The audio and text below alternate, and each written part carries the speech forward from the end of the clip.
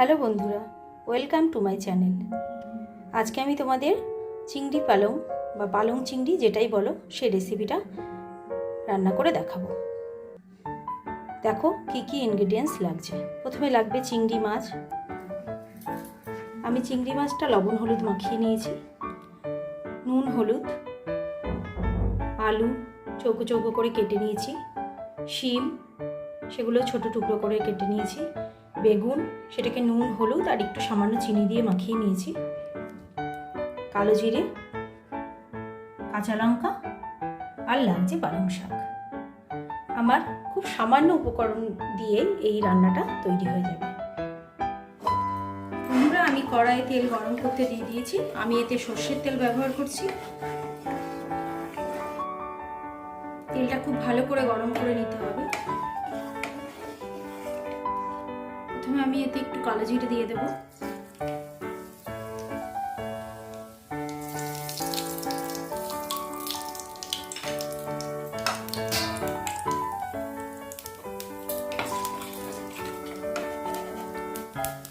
কালো জিরেটা ভাজা হয়ে গেলে এতে আমি চিড়ে রাখা কাঁচা লঙ্কাগুলো দিয়ে দিচ্ছি।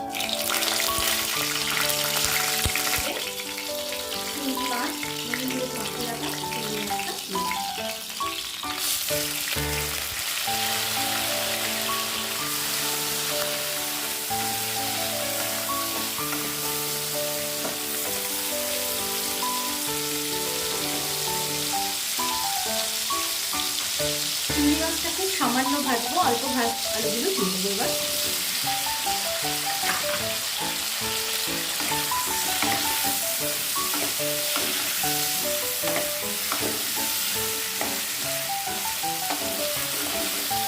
চিংড়ি মাছ খুব বেশি ভাজবে না। চিংড়ি মাছ বেশি ভাজা হলে চিংড়ি মাছ শক্ত হয়ে যায়, তাতে টেস্টটা কমে যায়।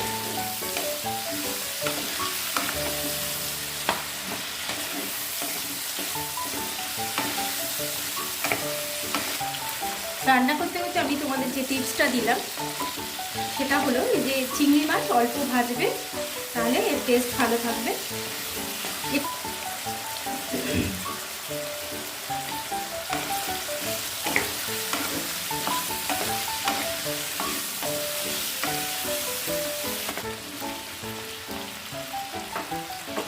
আমরা এই চিংড়ি মাছ দিয়ে পুঁই শাকের তরকারি গরমের দিনেও খুব খাই, বা গরম শীত সবসময় খাওয়া যায়। পুঁই শাক দিয়ে তরকারি তো সবাই খাও, অনেক হয়তো পালং শাক দিয়েও চিংড়ি মাছ দিয়ে করে খেয়েছো।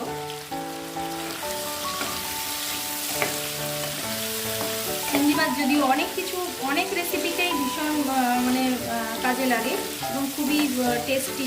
অল্প একটু চিংড়ি মাছে এত সুন্দর ফ্লেভার হয়ে যায়। আমি চেষ্টা করব তোমাদের এর পরে চিংড়ি মাছের আরও কিছু রেসিপি দেখাতে। লাউ চিংড়ি তো বাঙালির একেবারে প্রিয় একটা আইটেম।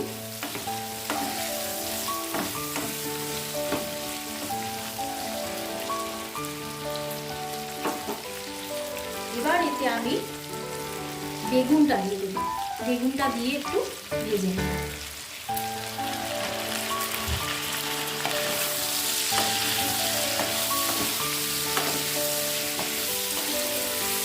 কোনো রকমের মশলা পড়বে না, মানে কালো জিরে ফোড়ন ছাড়া কোনো রকমের মশলা বাটা কিছু প্রয়োজন নেই।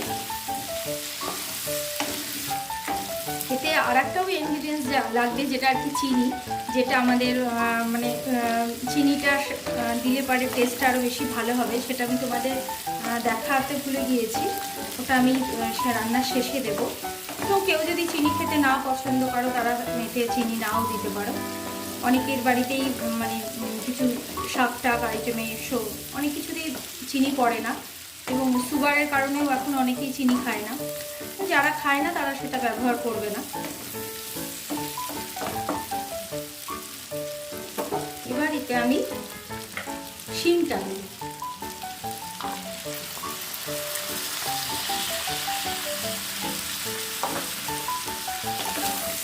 শিম দিয়ে খুব বেশি ভাজার প্রয়োজন নেই, কারণ শিম সবজিটা খুব তাড়াতাড়ি নরম হয়ে যায়।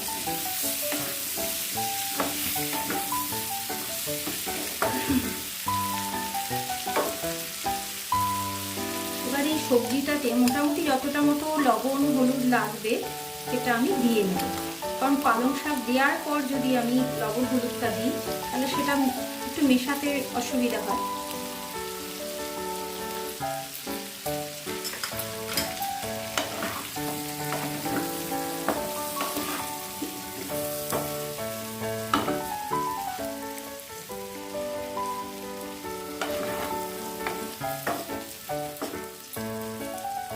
এবার এর মধ্যে আমি পালং শাকগুলো দিয়ে দেব।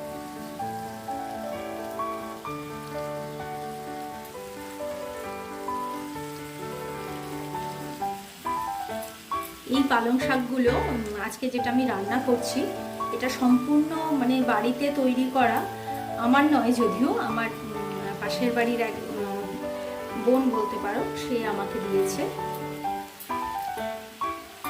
সুতরাং একেবারেই সার ছাড়া।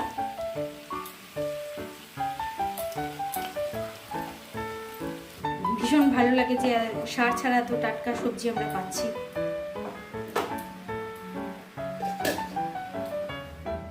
চলো এটা খানিকক্ষণ একটুখানি নরম হোক, হ্যাঁ 10 মিনিট বাদে এবার আমি এটা ঢাকনাটা খুলে নিই, দিয়ে এটা নেড়ে দেখি কি অবস্থা হলো। আচ্ছা, শাক থেকে প্রচুর জল বেরিয়েছে। 10 মিনিটও ঠিক নয়, আমি মিনিট 5-7 বাদেই ঢাকনাটা খুলে দেখছি। এটা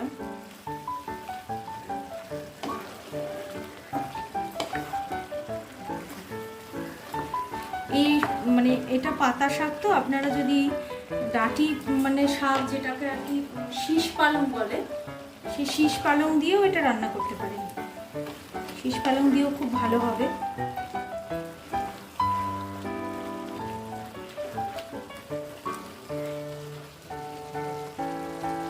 আলু ভালো সেদ্ধ হয়ে গেছে, তাহলে আর আমার এটা এখন চাপা দেওয়ার কোনো দরকার নেই। এটা এবার আস্তে আস্তে জলটা শুকোতে হবে। জলটা শুকিয়ে এলে তারপরে আমি মিষ্টিটা দেব।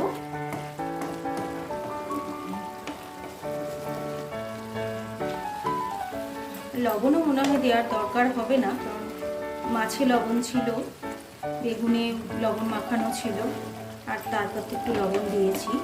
এবার শুধু চিনি দিলেই হবে।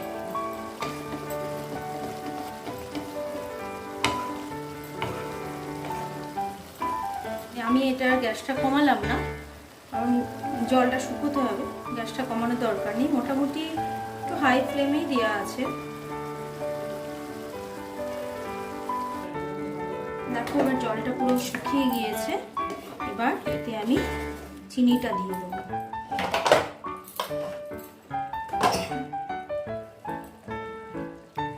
দেখো প্রায় 1 চামচ মতো চিনি দিয়েছি।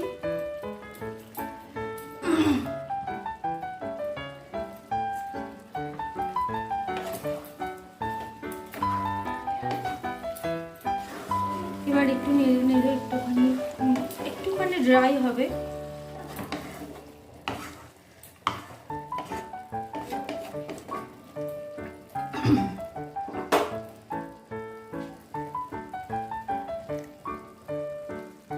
দেখো আমার পালং চিংড়ি রেডি হয়ে গেছে।